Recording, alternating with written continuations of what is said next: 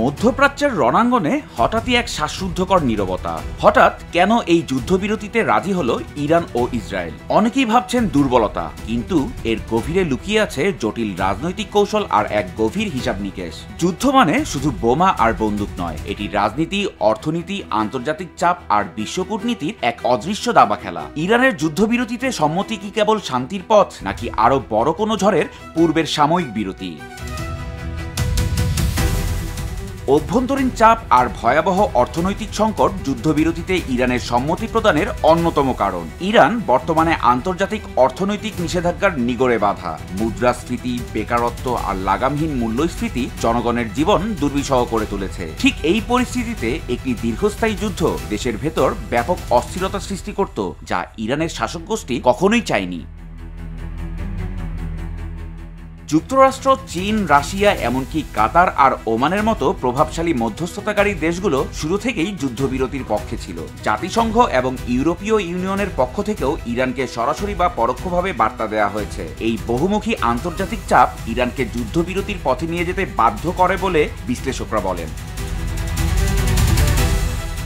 ইরানের যুদ্ধবিরতিতে সম্মতি প্রদান চলমান যুদ্ধের প্রেক্ষাপটে একটি কৌশলগত বিরতি হতে পারে বলে আশঙ্কা করছেন অনেক বিশ্লেষকই। তাদের মতে ইরান অধিকাংশ সময়ই প্রতিশোধের বদলে কৌশলগত হামলা চালায়, যা সবাইকে একটি নির্দিষ্ট বার্তা দিতে সক্ষম হয়। কারণ ইরান বিশ্বাস করে যুদ্ধে কৌশলই আসল অস্ত্র। যদি ইরান মনে করে যে ইসরায়েলের ঘাঁটিতে হামলার মাধ্যমে তারা নিজেদের সামরিক সক্ষমতা আর পাল্টা জবাব দেওয়ার বার্তা সফলভাবে পৌঁছে দিতে পেরেছে, তবে নতুন করে শক্তি সঞ্চয়ের উদ্দেশ্যে তারা সাময়িকভাবে যুদ্ধবিরতি গ্রহণ করতেই পারে। এছাড়াও চলমান যুদ্ধে ইরানের সামরিক বাহিনীর বেশ কিছু উপরের সারির কর্মকর্তা নিহত হওয়ার ঘটনা ইরানের জন্য একটি বিশাল ক্ষতি। পাশাপাশি বেশ কজন পরমাণু বিজ্ঞানী নিহত হওয়ার খবর স্বীকার করে ইরান, যা তাদের জন্য অপূরণীয় ক্ষতি।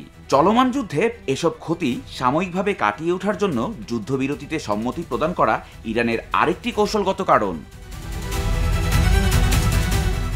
প্রতিরোধ ফ্রন্টের ভারসাম্য রক্ষা করাও ইরানের যুদ্ধবিরতির অন্যতম কারণ হতে পারে বলে দাবি করছেন অনেক বিশ্লেষকই। তাদের মতে ইরান তার মিত্র গোষ্ঠীগুলোকে, যেমন হিজবুল্লাহ, হামাস বা হুথি, তাদেরকে সরাসরি বড় কোনো বিপদে ফেলতে চায় না। যুদ্ধ বাড়লে এই মিত্রদেরও ব্যাপক ক্ষয়ক্ষতি হওয়ার সম্ভাবনা থাকে, যা ইরানের আঞ্চলিক প্রভাবকে দুর্বল করে দিতে যথেষ্ট।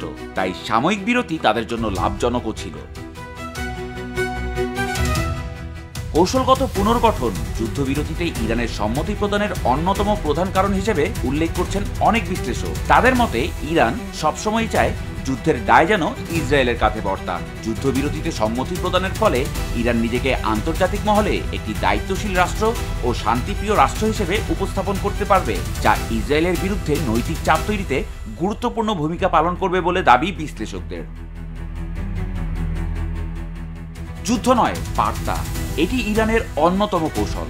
ইরান সরাসরি পূর্ণাঙ্গ যুদ্ধ চায় না। তারা বারবার আংশিক আঘাতের মাধ্যমে নিজেদের প্রতিরোধ ক্ষমতা এবং প্রভাবশালী অবস্থান দেখাতে চায়। আন্তর্জাতিক বিশ্লেষকদের মতে এই যুদ্ধবিরতি কোনো দুর্বলতা নয়, বরং পরবর্তী রাউন্ডের প্রস্তুতির জন্য এক কৌশলগত নিঃশ্বাসও হতে পারে। তাহলে কি এই নীরবতা শান্তির ইঙ্গিত, নাকি নতুন কোনো সংঘাতের পূর্বাভাস?